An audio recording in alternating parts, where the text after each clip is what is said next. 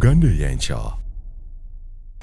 Tubaniriza nnyo nate abali ku mukutu ogwa Uganda ey'enkya oli nange muzukulu wa Gamu nga Moses Wamala. Olwaliro tugenda atera kutegeera ebimu oba ebyo ebitonotono ebikwata ku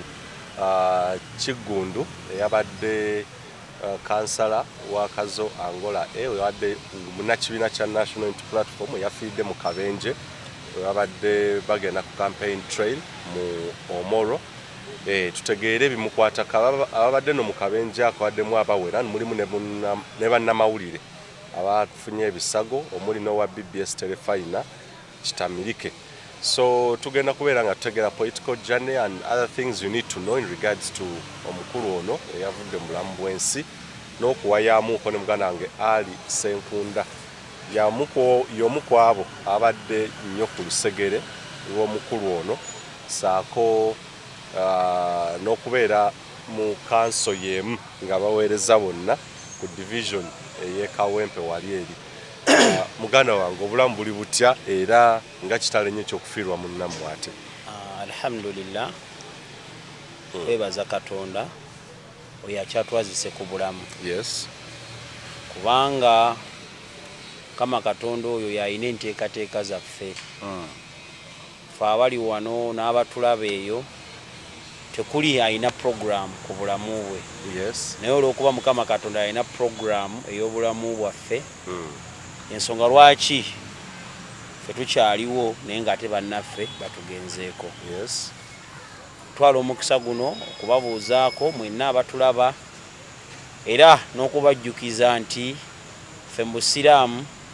Katonda alina wagamba n'agamba alladhi halaka almauta walhayata liyabluwakum ayyukum ahsanu amala. Nga Katonda oyo agamba nti oyo Katonda ye yakola okufa, yakola obulamu n'okufa. Yes. N'akola okufa ate n'amala n'atwazika obulamu. Ti Mukama Katonda yakola okufa n'atuwa n'obulamu naye nga mu byonna kyayagala ayagala tulongoose gyaki gyali.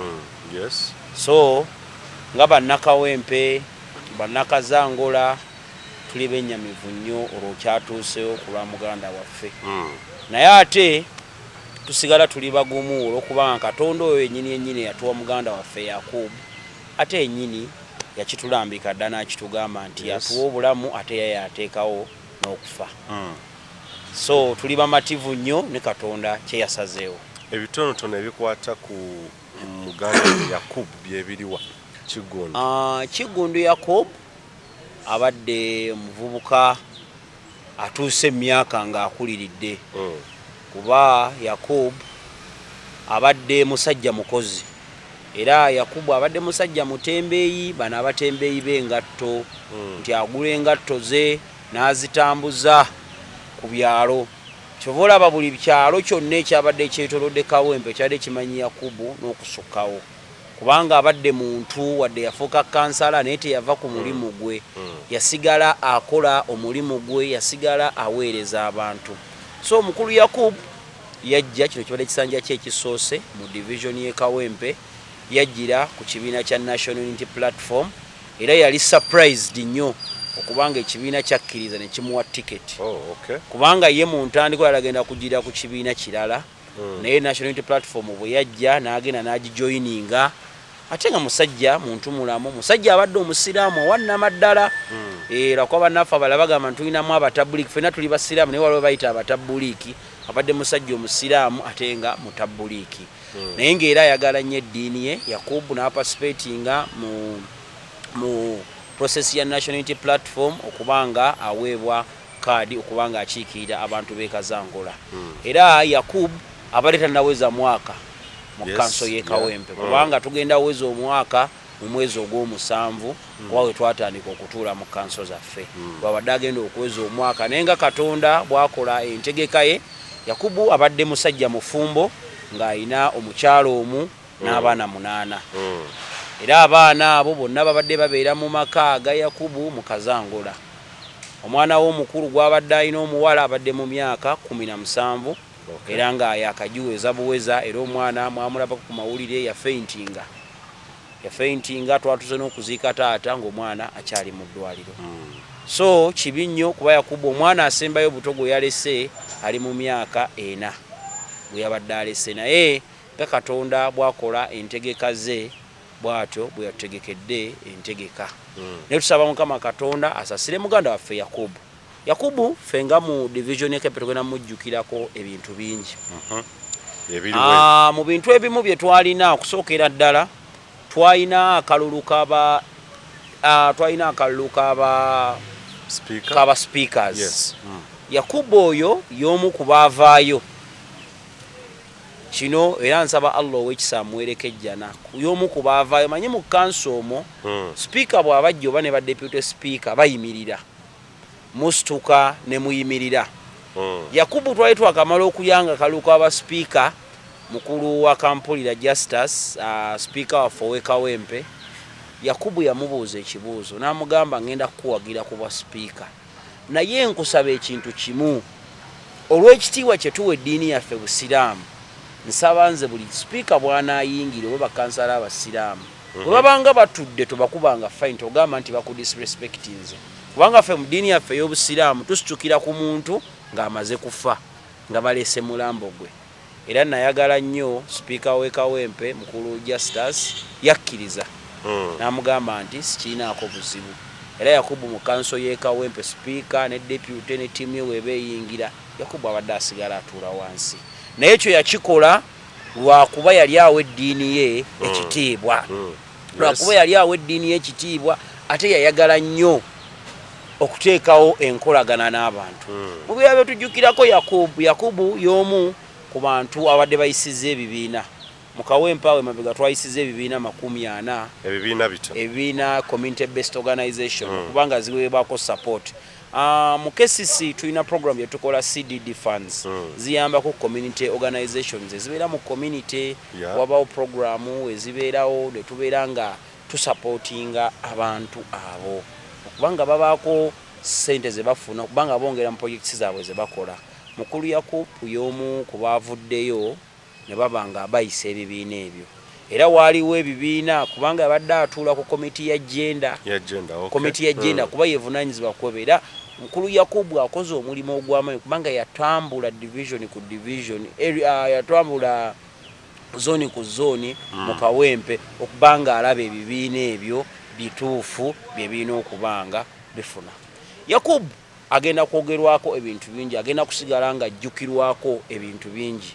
ebintu ebisinga okubanga ajjukirwako enkolagana gy'abadde alina. Yakubu ye muntu abadde alina yategeera nnyo muwala we Husna era nga ayagala nnyo mukyala we era bw'aba yeeyanjula agamba taata Husna kuba ye mwana we yasooka omuwala yasooka okuzaala taata Husna n'ekirala n'ayongerako ne mama Husna. So ffe nga ababadde mu programu yonna ey'amaziika ge twalabye obulumi twalabye ebiwundu bye yalese mu famire kubanga okuleka abaana 8 mwene edduniya gy'olaba n'olekera omukyala akyali omuto Mungu gwe yamusaasira mwene embeera gye tulaba gye tutambuliramu okubanga olese abaana abo. So we tusabira abantu bonna abatulaba abatuwuliriza n'ab'emikwano tuveeyo kuba waliwo omusajja omu yayimba nti basiima okoze eki ogenze. Tulagire ddala nti Yakubu tubadde tumusiima nayagadde nnyo bakansalazi b'Ekawempe balina ebintu bye bakoze baraisinze support bataddewo ensawo egenda okubanga eyambako ku mwana mu gino emyaka 5 gye banaabeera nga bakola ki nga babeerayo. Era nawuliddeko n'abeeyama simanyi baba national unity platform banakikola oba ki naye n'abeeyama nga bagamba nti ekiva ekyo we tuba tufunye by election tukiwe mukyala we yennyini national platform gwe ba secondinga abenga ajja mu kifo ekyo. So bebitono bitusobola okwogera ku Yakubu naye nga nyongera okusaasira bannakawempe bannakazangula gy'abadde akiikirira. Yakubu oyo nalina program ku TVM bagenda okunkubira nga ndaba amasimu mayitirivu neŋŋamba ate kiki nga simanyi kumba abantu baagala kumanya Yakubu kuba bali bamanyi ntambula nnyo naye mbeera naye nga balowooza ntambudde naye ne bagamba Yakubu yankubiddeko ku makya naŋŋamba nti kyeyamaani ŋŋenda omulo naye nsabiraako. Era Yakubu yasiibudde abantu abasinga abadde bamumanyi yabasiibudde kuba yakubidde twabadde mu kuziika Yakub nga buli muntu ajja okwogera teri muntu yayogedde nga aludde okwogera ne Yakub buli omu edde agamba ejjo nayogedde naye kumakya njogedde naye kitegeeza yabadde nga Mukama amukolera enteekateeka y'okubanga asiibula abantu ffe twali mu kanso ku Lwokubiri olwa wiiki eri ewedde kwa twali twafunamu awo obuzibuzibu naye twaziruminze kanso yaffe ey'Ekawempe naye mukulu Yakubu y'omu ku baaleeta ebiteeso ebyayisibwa era newe tugenda mu bitabo ekiteeso ekisooka kiri kyegambye ekyebibiina kuba ebibiina kwolwo lwe byali birina okuyita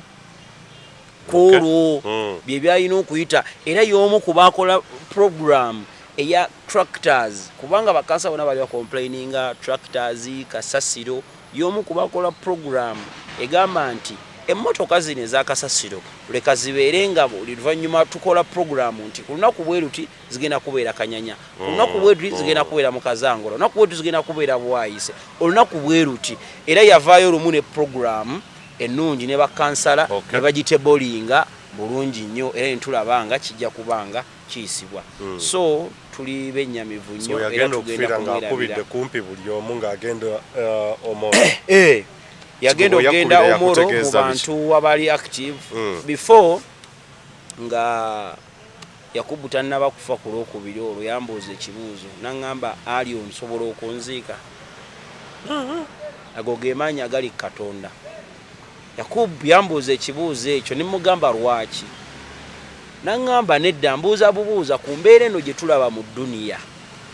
manyi yali musajja nga bw'omusembeera ayagala nnyo ebintu by'okunyumya ku ddiini n'atutambuliza mu sayidi y'eddiini tunyumya ebintu biwanvu ne mugamba insha Allah nga akkiriza naye nga tetumanyi nti wiiki eyo gye tulimu olw'omukaaga Mungu agenda kumutwala n'akubuuza oba osobola awo si kunkubira ogambe tuli mu kanso tufunyeemu obudde tuli mu lanchi kuba twatula naye ku lanchi era abalaba amawulire ku olwo abaaliko yali ayimiridde emabega wa sipiika akampulira nange nalinawo bite era nayimirira emabega wange mwaga amawulire agasembayo gu Lwokubiri olwa wiiki eyo nga balaga nga tuzzeemu kanso yaffe Kayembe kuba twali twawummulamu okumala emyezi egiwerako naye mu bintu bye twanyumya twatambulira awo era ffe mu gurupu yaffe eri ey'abasiraamu abadde ennaku zino obubaka bwatuweereza butujjukiza nti tuli baakufa butujjukiza nti twetegekere olunaku tugenda okusisinkana Mukama Katonda waffe naye abadde ng'eyeteekateeka okusisinkana Mukama Katonda we naye nga tusaba Mukama Katonda amuwe ekiwummulo eky'emirembe amusaasire byonna ebyamusobako ne bye yakola mu bugenderevu byonna amusaasire amuwe amugaziyize kabuli ye so conversation yo naye eyasembera dde yali eteri gye tugambye gye yakubira nga agenda Omoro conversation ng'agenda Omoro yaŋŋamba era kino njala tukinkiiseewo nga ndi kumpewo nti bannaffe olumu community ze tubeeramu tuleme ku pressurizinga abantu baffe bannabyabufuzi nti okubeera mu programu buli emu n'obeera ng'ogijjumbira si kyekitegeeza nti ogwo buli kimu nti muganda waffe abadde yafunamu obuzibu nga mulimu abantu abamugamba gwe toli wa nuupu ddala nga bamugamba gwe toli wa nuupu bakuwa kaadi wawummula ne bamuteeka ku pressure eyo ate era ne wabeerawo n'abantu kino kyenjogera okufa ebantuuko Mukama Katonda yakola entuuko ne wabeerawo pressure gy'osobola okuteeka ku muntu indirectly nga tomanyi era mukulu Yakubu mu bigambo bye nti National Unity Platform kibiina kirungi newankubadde kikyabulamu strategies ekigenda okutambulizaamu okuteekateeka abakulembeze abajja essaawa zo National Unity Platform abeera ku campaign atambula ne Bobi Wine akola buli kimu oyo yabeera Rio National Unity Platform atazze ne woba oyagala tugamba taliiki mukulu Yakubu abadde ayina pressure mu bantu oba mu bantu ne mu banna abamuli close abamu bakansalazi abamu ab'ekibiina nga bamugamba toli royo eri ekibiina lwaki activity bwe zibeera lwaki tetukulaba egi lwaki tetukulaba egi lwaki tetukulaba egindi so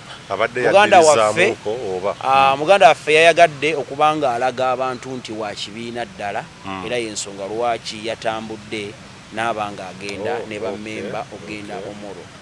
yali ekayunga n'asula wabweru embeera yali ekayunga ko gavumenti yaffe eno y'omugiraba ekola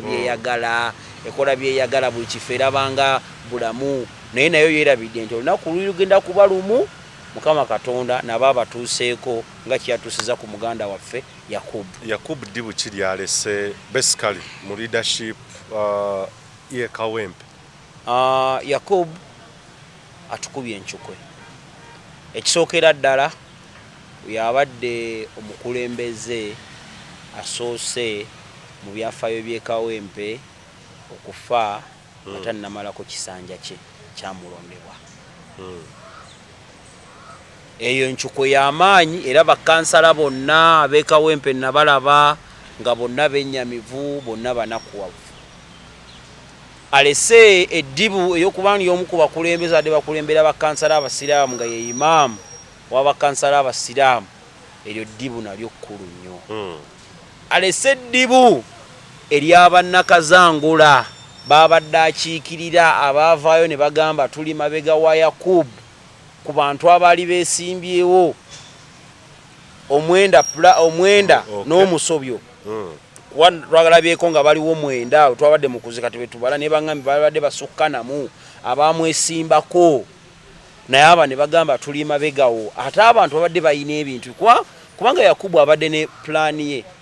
gye yagamba aba manifesto gye yaguza aba nabagamba nti mu bbanga bwe riti ngenda kukola ABCD era abantu babadde babisuubira okubanga bikolebwa kubanga abantu bakulondera bulonzi n'oba ojjidde ku nupu nga bagamba nti weevu kubanga walwaga weevu yaleeta omuntu naye ate era oba n'ekintu ky'oguzizza abantu ne bamanya nti omukulembeze ono waddaze naye ayina ABCD so mukulu Yakub alese eriddibu ery'amaanyi mirimu gigenda kutambula naye ng'ate ye abadde yeetaaga okubanga abeerawo esebo okutunuulira ku byoyinza okubanga omuyigiddeko kuba obadde close nnyo naye byebiriwa by'omuyigiddeko Yakub muyigiddeko okuba omugumiikiriza Yakub abadde musajja mugumiikiriza mu buli mbeera yonna Yakub ye kansala asobola okusaba tractor neegaana okujja naye n'asigala n'alemerako paka bujja ye kansala abadde kubanga ffe tulina obuzibu mu division y'e Kawempe engeri gye tukolamu emirimu ti kansala osobola okusaba emmotoka okuva ku division n'ogisaba wano tuli mu gwakumeka si gwakutaano n'ogifuna mu gw'omunaana ngaawo wonna wonna eri ebbanga naye Yakubu ye musajja abadde agumiikiriza n'alinda paka emmotoka lwenajja n'alinda paka lwe banamuddamu ye musajja abadde atuula wansi n'adraftinga plan n'agamba nti kaŋŋende wano bwewati ne bwewati nsobole okubanga nfunayo ekisobola okuyamba community yange ye mukulu Yakubu bwatyo wabadde atambula Yakubu abadde musajja mugumiikiriza abadde musajja mukozi essaawa zino Yakubu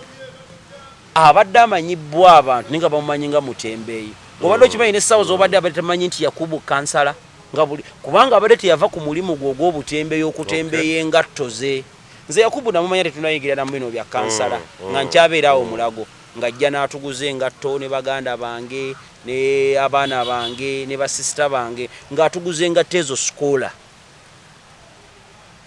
era nina sikoola gye yanguza era bwe yamala n'ali obukulembeze teyava ku mulimu gwe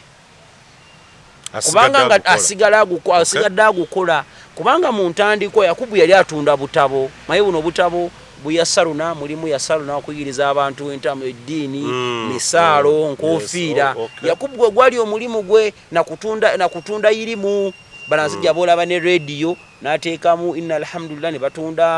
ne batunda irimu z'abashekh Muzata bashekh Mafo bashekh Kiti okyegeraabo baseeka ab'enjawulo nga ye programu gy'abadde akola ki gwe mulimu gwe yali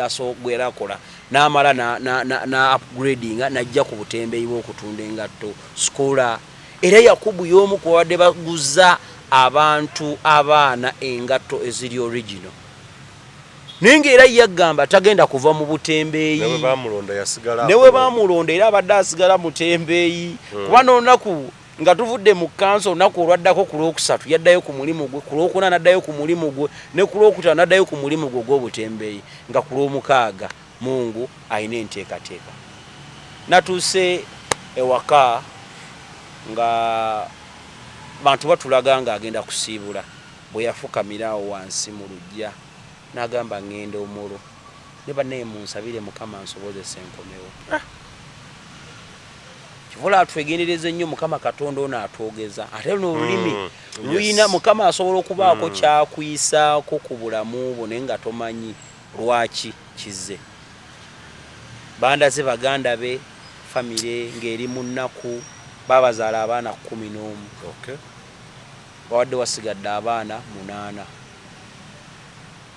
Abaana mu maama ne taata abawamu naye nga famire ebadde nnene. Era twamutadde Bombo Lukole nga we mwalabye abantu bonna ab'enjawulo bazze. Yakubu yayogebbwako ebintu bingi. Yakubu abadde musajja mutembeeyi naye nga yakeera ku makya n'avaayo. Tulina programs ze charity, waliwo Salam Charity yagenze nejja nemuwaako report ennungi negamba nti musajja abadde atuwa charity nga ku musaala gwe gw'abadde afuna ate yateekako ka percentage nga ko kagenda direct eri Salam Charity okubanga kayamba abantu abali mu bwetaavu. Kati oyo Yakubu naye nga abadde niya councilor abadde mutembeeyi naye nga waliwo abantu bangi ku duniya kuno nga balina n'ebisinga Yakubu byabadde alina. Ne Yakubu abadde muntu mulungi, abadde muntu wakisa, abadde muntu akolaganika naye, ate era abadde ayina ekigambo kye. N'abali eyo mu kimbagala banne abali ku programu eno, Yakubu abadde ayina ekigambo kye ng'agamba nti mu nsi muno teweetaaga ssente wabula weetaaga abantu. Ebisigadde byonna naye weetaaga abantu na kutya Mukama Katonda wo. So muganda wange tuyigiddeko ebintu bingi era neebaza Katonda kubanga nakumanya ng'oli mulamu era kulabye paka wootugenzeeko. Saba Mukama Katonda akumire entaanaayo obeere mu bulamu obulungi. Muntu ki gwe musuubira okuzzaawo mu bigere bya gundi in case oba alina kubeera nga alina characters zitya okubeera nga mutwala mu maaso ono byabadde akiikira the views and ideas byabadde tannamalirizwa yabadde representing mbukulembeze. Bannakazi Angola we twaliyo batusaba basaba Mama Husna omukyala abadde omukyala owa Mwami Yakub okubanga ajja ateekinga ekifo ky'omwami we olwokuba alina abaana 8. Baana 8 omanyi kyekitegeeza mu gavumenti eno gye tulimu ne mu embeera eno gye tulimu abaana 8. Batusabye nga bagamba gwe tuba tuleeta aba National Unity Platform simanyi ng'ekibiina bajja kitunulamu balabe engeri gye banaakitegeka aba banaabeera amabega ye baba naaleeta naye nganze nja kubeera emabega wa Mama Husna olw'omukwano gwe tubadde tulina ne muganda wange Yakubu kubanga mbadde wa famire abadde yanfuula muganda we nga nange namufuula muganda wange nga teri kimukwatako n'ebibeera bino ebya famire era kkubira n'agamba nti chairman wange mpa ku magezi A, B, C, D. Kulu Yakubu abadde alina ebintu bingi bagamba abakansala we batuuka bajjayo looni ne mukulu Yakubu ye muntu omu kwabadde bakirwanyisa ekyo ng'asigala ayagala eddiini ye ng'era ebintu ebyo tabyesembereza. So tusaba Mukama Katonda n'aba National Platform bakkirize omwana mukyala wa Uganda waffe Yakubu aweebwe ekifo ekyo aweebwe card okunaaba tufunye by election nga KCC we natulambika mu mateeka tulabe twatufuna by election mukyala Yakubu abeere nga National Platform edde mabega we ne bannaffe abalala bonna olw'okuwa muganda waffe ekitiibwa. Yakubu adda akiikirira ndowooza ki ez'ebyobufuzi kuba buli omu alina endowooza y'ebyobufuzi naye his style of politics ebadde and the ideas and mukulu Yakubu abadde muntu wa National Unity Platform era nga ayagala nnyo ekibiina kitegeera mission, vision, objectives and national unity platform zabadde atambulirako. Era Yakub abadde ku mulimu omutongole gwe yafiiridde, kubanga Yakub abadde amanyi nti mu Kampala wano Kawempe tesobola kuba safe nga Nakawa teri safe, Nakawa tesobola kuba safe nga Kawempe teri safe. Kyovula yavudde e Kampala ewatali safe agende Omoro naye amekinge nti wabeera ki, wabeera safe, kubanga essaawa zino eggwanga lyonna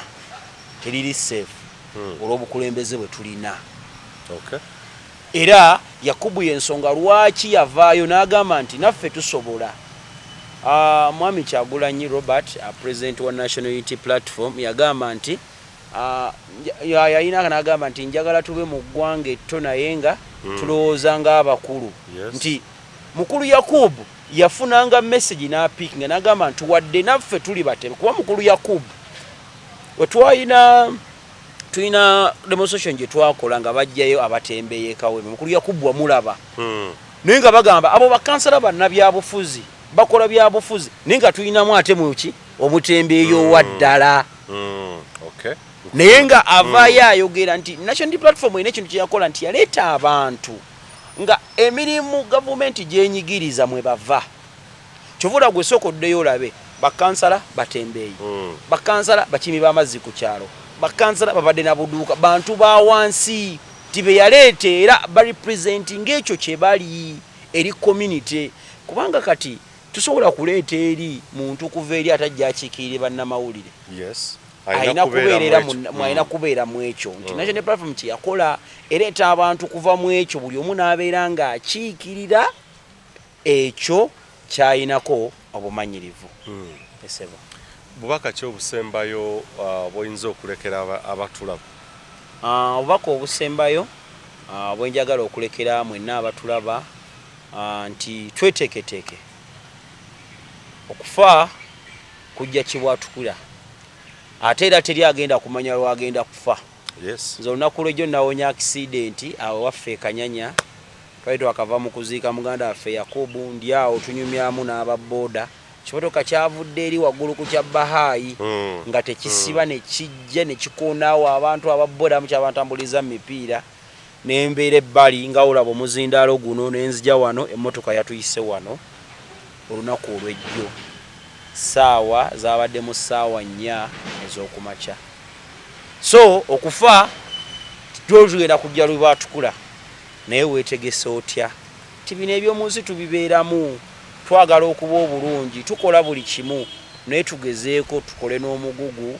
gw'ogenda okugenda nagwo eri Mukama Katonda. Wekiba ng'olinayo ekirungi ekimu kyokola, kusaba sigala ng'okola ekirungi ekyo paka Mukama Katonda lwali kutwala. Bw'oba olinayo ekibi kyokola, nkusaba otandike okukivaako mpola mpola paka Mukama Katonda wanaakusobozesa. Naye nga nnyongera okutumirako kuba mwenna abadde batulaba, nenyongera okutumya okusaasira bannakazangola, amaziga gabadde mu Angola. Twatuuse amaziga gabadde mu Angola. Yakubu yabadde arepresentinga gye bayita ghetto, nga n'ennyumba ye yennyini kansala kwasula eri ku mwala, kumpi n'omwala, kubanga omwala guli wano, amaka ge gali wano. Nga naffe abantu ku bujjo tuli wano tulina we tusobola kubeera, abamu babadde nga babuuse myala. Naye bwe bukulu bw'okuba omukulembeze, obukulu bw'okubanga oyagalibwa. So nyongera okusaasira bannakazangola, famire ya mukulu Yakub, bantu bakaabye, bantu balumiddwa paka nakati wakyali abakyali ebbombo lukole tebannakkiriza nti Yakubu yagenze. Era natuuka ewaka ngenda okubikira ab'ewaka naye nga tebannakkiriza. Yakubuza amawulire wagafuna otya? Nga tebanna abankubira, waliwo abaana abamu abaaliyo abaali naye abankuba banga musajja we afudde, musajja we afudde, naye nga tosobola kikkiriza omuntu akubiddeko ku makya ssaawa 2 nga kubidde n'agamba nti munnaye Ali kiri bwe kiti ne bwe kiti. So twetegeke, tetumanyi ddi lwe tugenda, naye nyongera okusasira bannakawempe kuba Yakubu yabadde wa Kawempe, yabadde wa Kawempe. Nyongera okusasira obusiraamu kubanga bantu bonna be tulina mu ggwanga lino, abasiraamu abannamaddala nga munnabyabufuzi abadde muganda wange Yakub Kigunddu. abadde musiraamu ng'empale kansala nenga zikyali nteme ng'atuula mu kanso nenga ne sipiika ne bwajja tayimirira agamba fe obusiraamu tuyimirira ayagalako bufuzi ayita kyagalako bampaane ayita kyayagala mumanya naye ng'akikola wakati we ne katonda we olw'eddiini gye yali alina so mbasasiddeko mwenna abantu mwenna abadde bamanyi Yakubu n'abadde tebamumanyi naye okufa ko bwe kutyo ffenna tuli baakufa ate tetumanyi ddi bwe tugenda so mwebale nnyo mwebale ddala abadde batulaba ntumirako bannakanyanya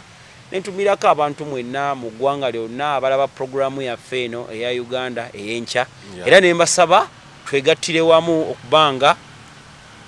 kesisi bwe n'abekkiriza ne gamba ntulinawo by election tubere emabega wa Mama Husina okubanga ajja ateekinge ekifo n'omuntu yenna alina support yandiyagadde okubanga awa family eyo asobola okubanga anoonyaako tujja kubanga tugituusaako bulungi mwebale nnyo. Yes, ndoza ku in case of any support oba in case kuba wayinza obeera abali mu diaspora era basically njikoze okusinga ddala for those in the diaspora in case of any touch or any communication ku kyogize nti okulaba nga bamuyambako omukyali yasigadde n'abaana mulekwa kati oba bamulekwa kati osoba wa contact oba anything kyaso okubeera nga abaagala okubanga balina support yonna gye bawa family basobola okuncontactinga ku namba yange eri 0704 63 48 14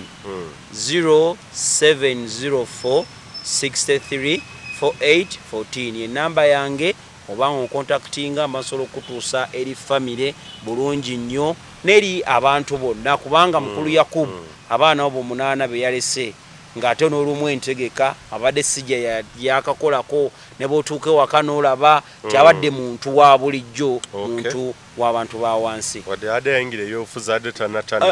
ebyobufuzi kansala ate oyina kaki kansala ate oba nakaki era banna enyongero ogamba abantu abali gobeere n'ogamba nti oli ali kansala bakansala bali bubi sente ze bafuna ntono nnyo ng'okimanyi nti kansala expenses alina mu community asinga ne MP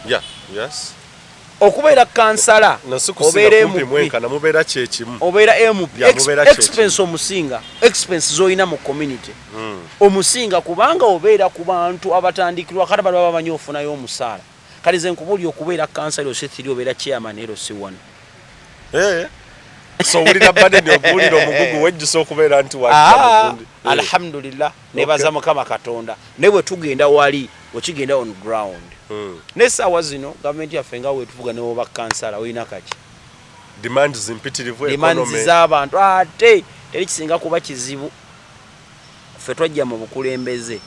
museera kyagiramu obukulembeze ng'abantu baavu wakimanya okubuuza embeera mbadde mugitambuza mutya ne Yakubu kuba demands impitirivu abantu betaaga bingi bo bennyini ng'obadde okimanyi nti oli omuwaliwo ali asobola okubeera kansala naye nga newaka ekyokulya takirina neggula kuba olaba ekitiibwa ekyo kansala naye nga embeera kuba agenda alinda omusaala mwezi waliwo abagutegekedde waliwo abakoze eki alina famire alina ki naye ffenna tusabye mukama katonda atukolere enteekateeka mwebale nnyo abadde batulaba mbaagala nnyo mwebale nnyo mwebalire ddala weewaawo ye muganda wange Ali Ssenkunda vidiyo eno ngikoze okwongera okumanya okwogera okutegeera omukulu ono abadde munakibiina kya National Unity Platform Ali Ssenkunda yabadde close nnyo naye era babadde bakolera kumpi emirimu gyonna ku site ey'ebyobufuzi wali ku division ey'Ekawempe so in case of anything kuba manyi